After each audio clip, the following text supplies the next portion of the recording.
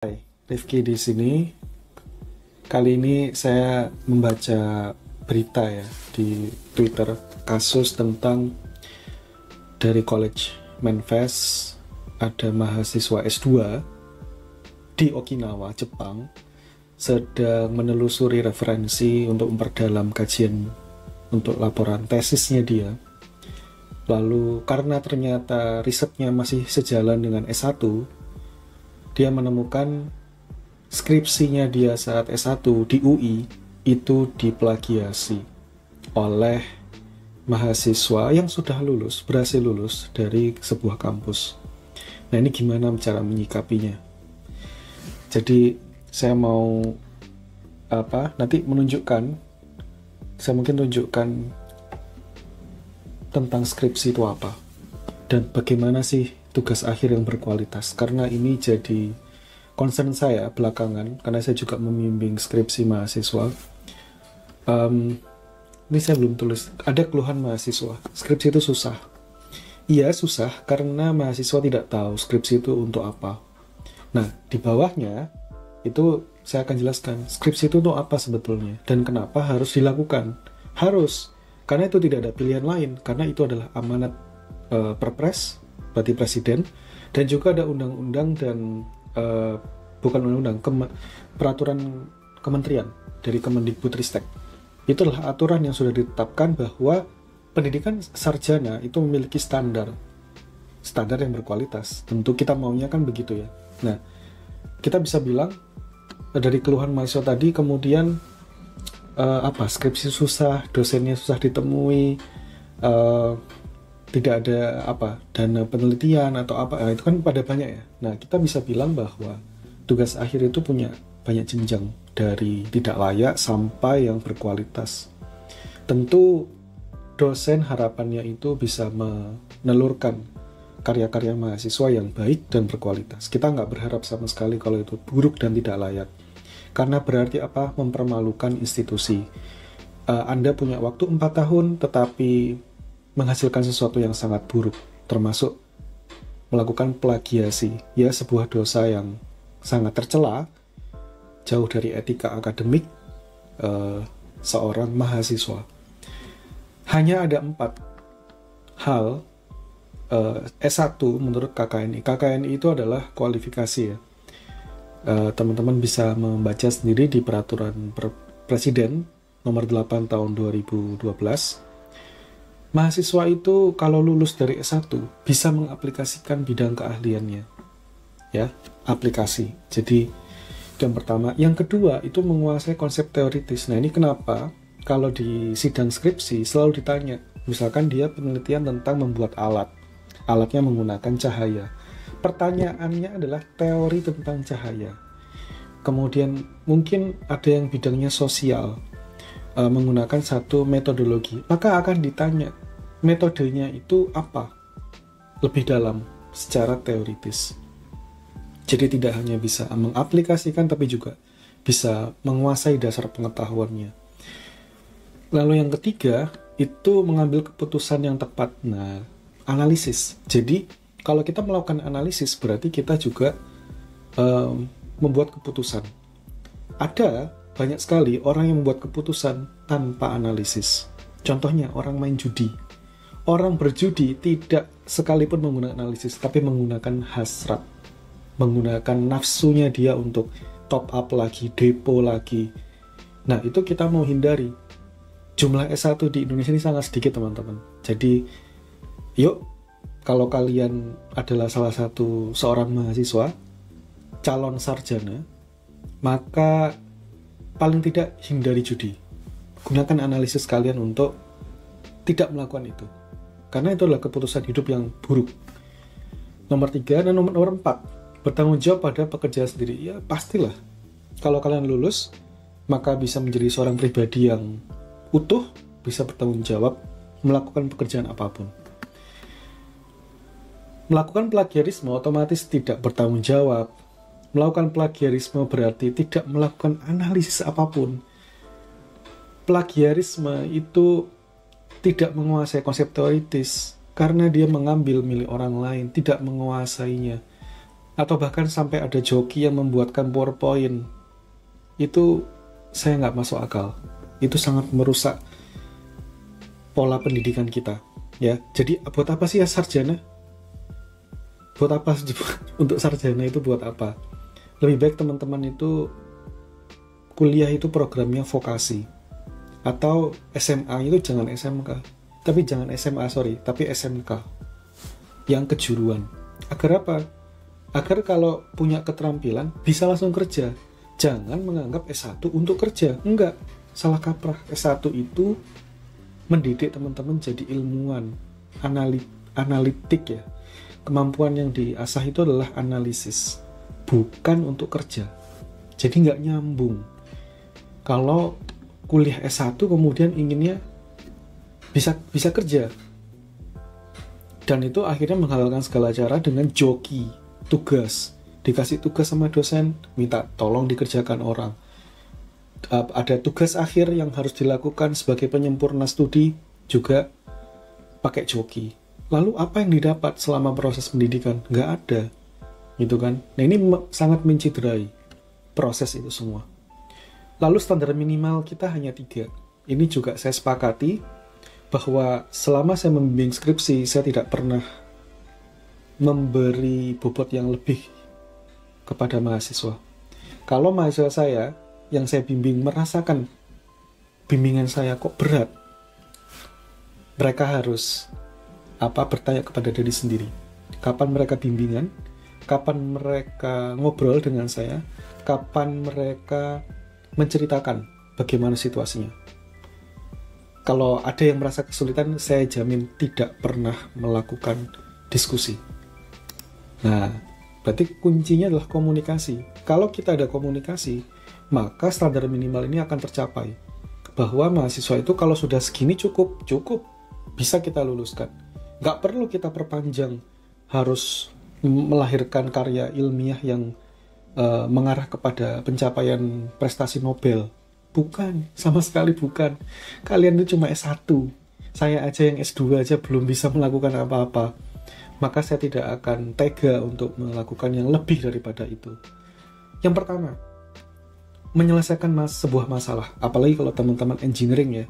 Saya akan mendorong bahwa apa yang dilakukan di dalam tugas akhir itu hanyalah untuk menyelesaikan masalah. Misalkan ada masalah tentang deteksi glukosa di dalam darah. Itu adalah problem. Gimana cara menyelesaikannya?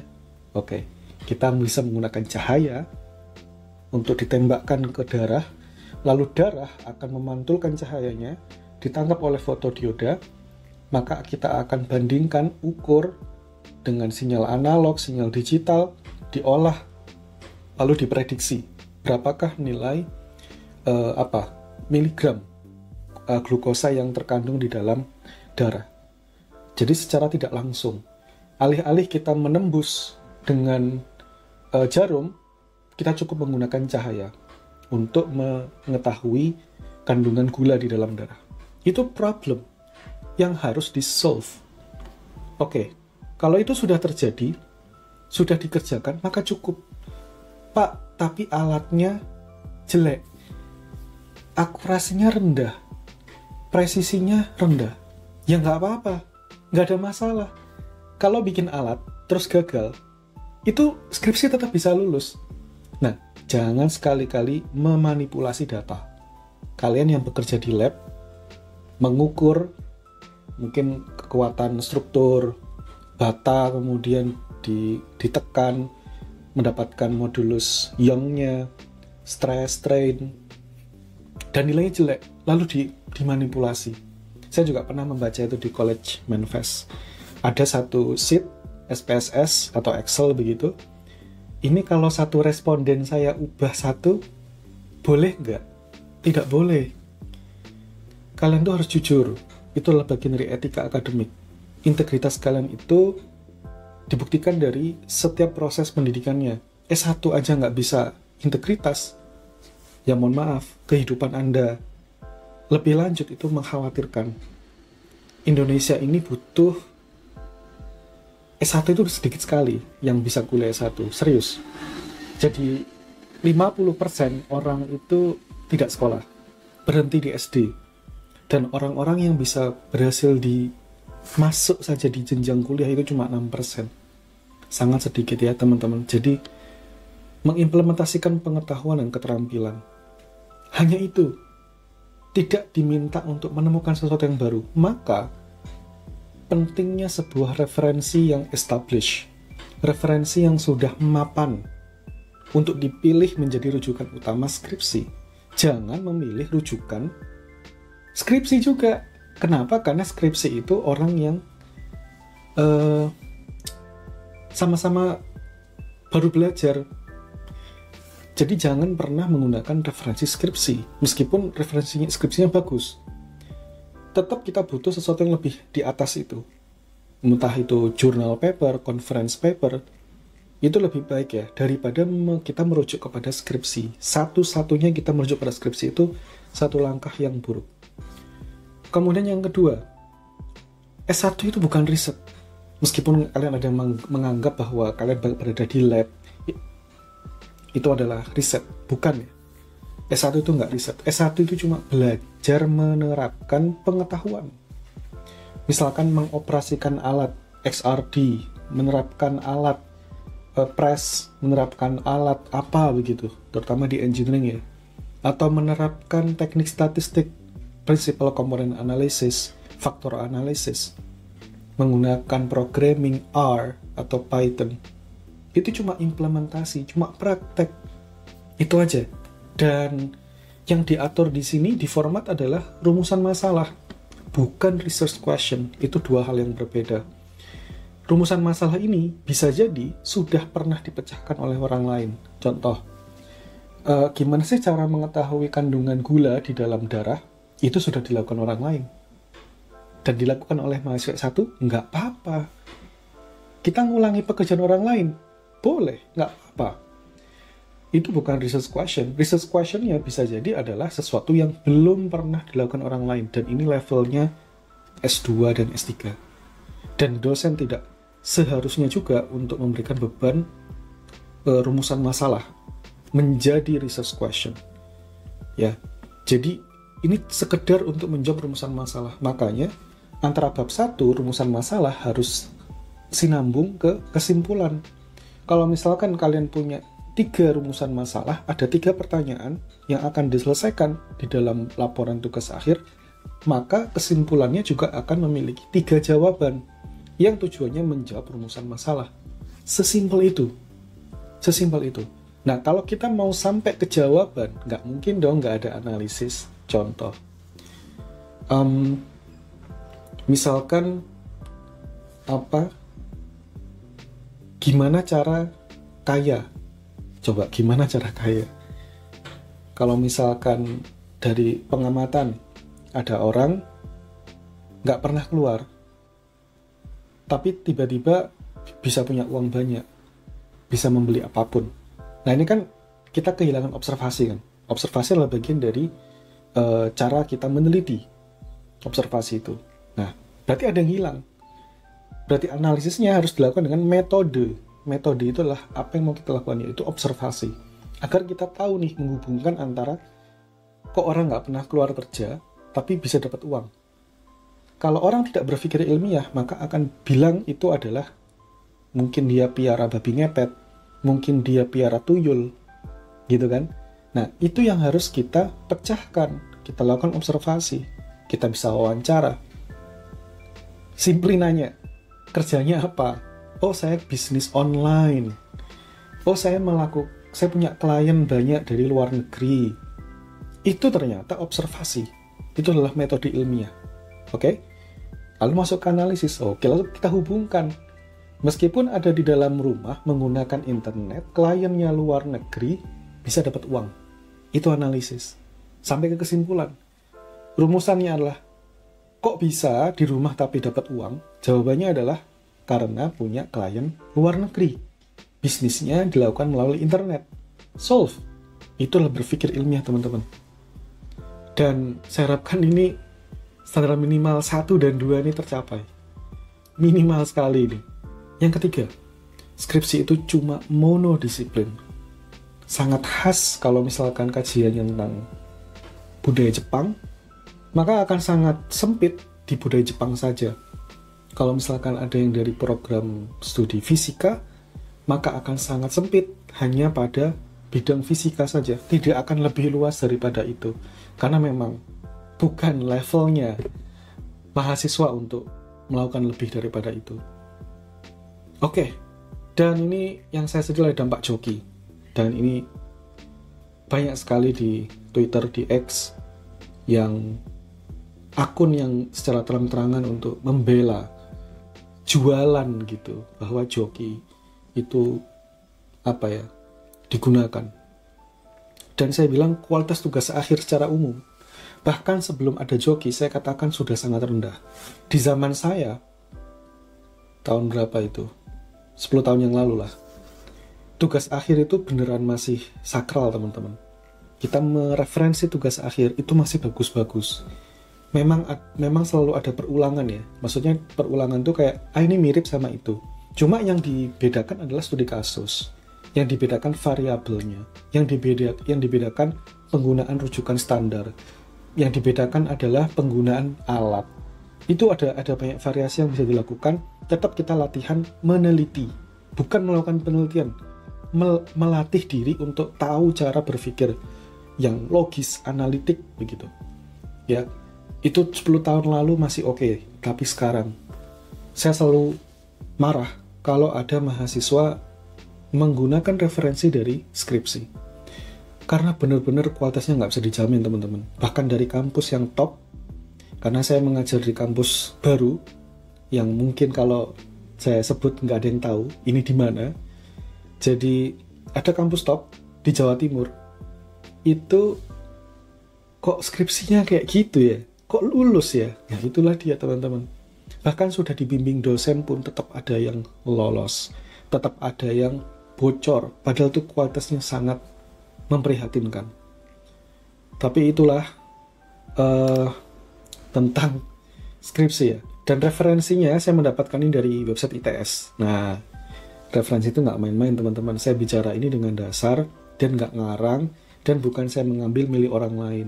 Ini miliknya website Departemen Sistem Informasi ITS. Bisa dikunjungi juga ke sana. Dan referensi tentang KKNI bisa dicari di Perpres nomor 8 tahun 2012. Nah sekarang, saya mau menunjukkan yang rame-ramenya di Twitter tentang Cut Anissa ya, dari UI yang sekarang S2 di Jepang. Dia lagi revisi tesis di Okinawa. Kok skripsinya kok mirip? Ada yang mirip atau bahkan sama. Lalu kemudian ya dia berusaha untuk mengejar, namanya Febrianti, ini Febrianti Sianturi ini ya, bisa kalian lihat sendiri lah. Dia pura-pura nggak tahu, dia pura-pura polos. Kemungkinan besar dia pakai joki ya. Jadi semoga ini sangat sedih ya, karena ada orang yang berjuang dengan sangat keras, ada yang mencintai skripsinya dengan penuh hati. Bukti orang mencintai skripsi itu adalah dia melakukan S2 dan topiknya sama. Ada kan orang melakukan skripsi tapi apapun topiknya bebas, dosennya siapapun bebas, pokoknya saya mau lulus S1. Ada kan yang seperti itu? Dia tidak. Cut Anissa ini tipikal yang mencintai ilmunya di budaya Jepang. Makanya dia sangat valid ya teman-teman untuk kecewa kalau skripsinya itu diplagiasi. Dan saya memberikan solusi. Solusinya apa? Oh ya, ini saya tunjukkan dulu di Jilib dari Universitas Indonesia. Ini adalah karya skripsi dari siapa? Cut Anissa tahun 2010. Apakah betul 2010? Iya betul. Tahun terbit 2010. Berarti mungkin angkatan kuliahnya 2006 ya. Ini tuh lama sekali teman-teman, senior, lebih senior daripada saya. Lalu ini adalah capture yang sempat dilakukan oleh teman-teman online jadi ini bisa tersimpan di web archive. Aslinya di websitenya kampus Unsada ini sudah hilang. sudah dihapus. Jadi saya juga kecewa dengan, tentu kampus itu ingin melindungi nama baiknya ya teman-teman, tapi caranya nggak begini. Ini dia, lalu gelarnya bagaimana? Kan dia melakukan plagiasi, kode etik akademiknya dilanggar oleh mahasiswa, apakah gelarnya itu masih layak? Ini pertanyaan besar, dan informasinya sangat jauh berbeda daripada digital library dari UI. Di sini kita bisa tahu pembimbingnya siapa teman-teman, ya, pembimbingnya siapa, pengujinya siapa. Nama-nama ini, wow, itu deg-degan teman-teman, sakral. Nama ini mungkin beliau-beliau udah profesor ya teman-teman, itu dalam membimbing, meluluskan mahasiswa itu dengan penuh kehati-hatian. Tapi kalau kita punya informasi repositori seperti ini, 3 tahun setelah terbit skripsi ini kemudian didaur ulang, ya, 2010 ke 2013. Di halaman ini tidak ada informasi siapa pembimbingnya.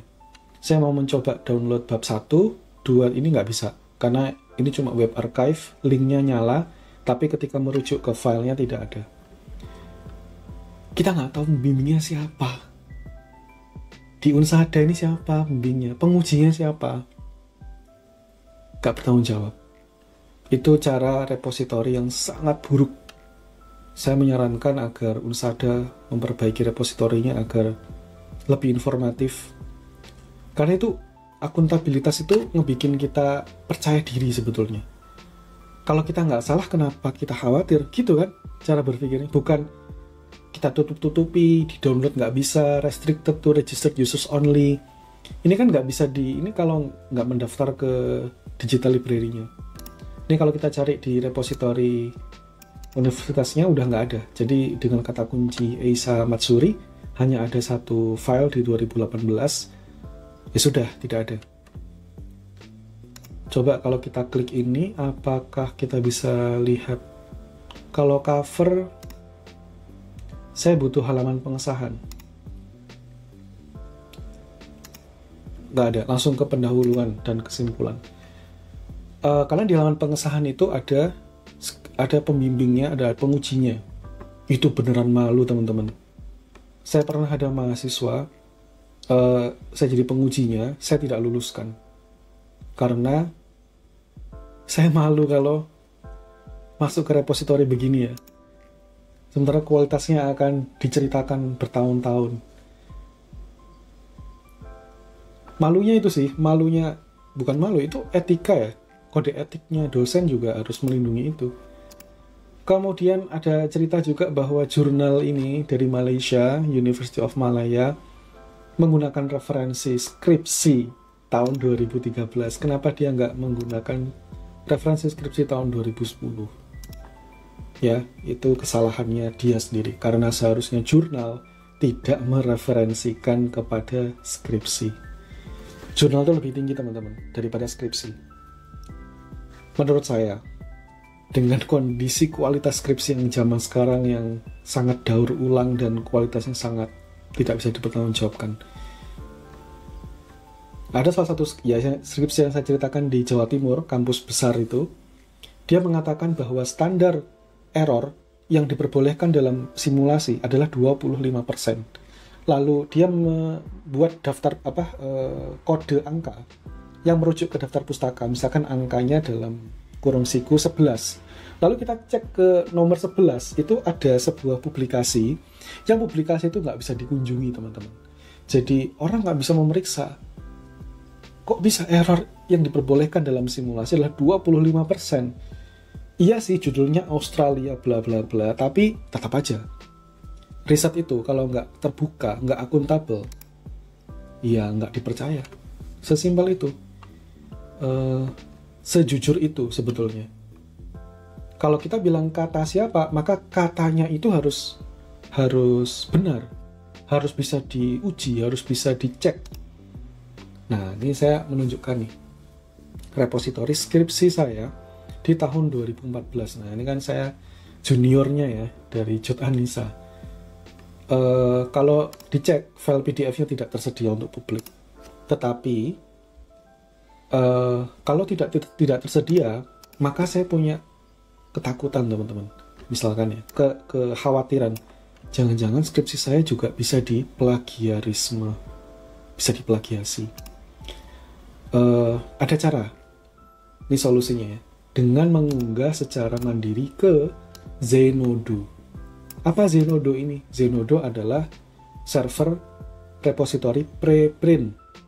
Jadi kalian bisa mengunggah karya kalian ke Zenodo, lalu mencatatkan tanggal dan tanggal, bulan, dan tahun, sehingga dia terkunci menjadi bukti bahwa teman-teman sudah mengklaim, saya duluan loh yang pernah menulis seperti ini. Kalau kalian menulis juga yang seperti ini, oke, silakan. Tapi kalau sangat mirip, maka Turnitin akan mendeteksi itu. Kan sering ya, sekarang di kampus itu sudah menjadikan wajib untuk pengujian Turnitin untuk masuk ke perpustakaan atau menyerahkan ke katalog ya perpustakaan. Itu ada standar Turnitin, misalkan maksimal 30%, misalkan ya 25%. Nah ini karena saya sudah mengunggah ini di internet, otomatis akan menurunkan nilai similarity teman-teman, membuat jadi jelek similarity-nya. Nah ini caranya adalah kita unggah secara mandiri ke repository. Justru langkah UGM seperti ini kurang oke ya teman-teman, karena berarti file PDF-nya nggak bisa diakses dan orang-orang juga nggak pernah tahu isinya ini apa. Kalau saya share ini, maka silakan bisa baca, dan saya dengan sangat bangga bisa mempertanggungjawabkan ini. Tidak dikerjakan oleh Joki, ada halaman pengesahan di situ. Saya yakin tidak akan mempermalukan nama-nama yang tampil di sini. Ini dosen-dosen dan guru-guru saya yang sangat terhormat sudah membimbing saya dengan sangat baik. Lalu saat S2 saya juga meletakkan tesis saya di Zenodo. Sekali lagi, ya, ini ada supervisornya siapa. Sangat bertanggung jawab teman-teman. Kalau saya nggak salah, kenapa saya harus khawatir ya kan? Simple, ini solusi dari saya. Oke, mungkin itu aja dari saya. Mungkin lain kali saya juga akan mengomentari hal-hal akademik yang seperti ini dan tips-tips beasiswa. Kalau misalkan suka, bisa subscribe dan like. Sampai nanti. Bye.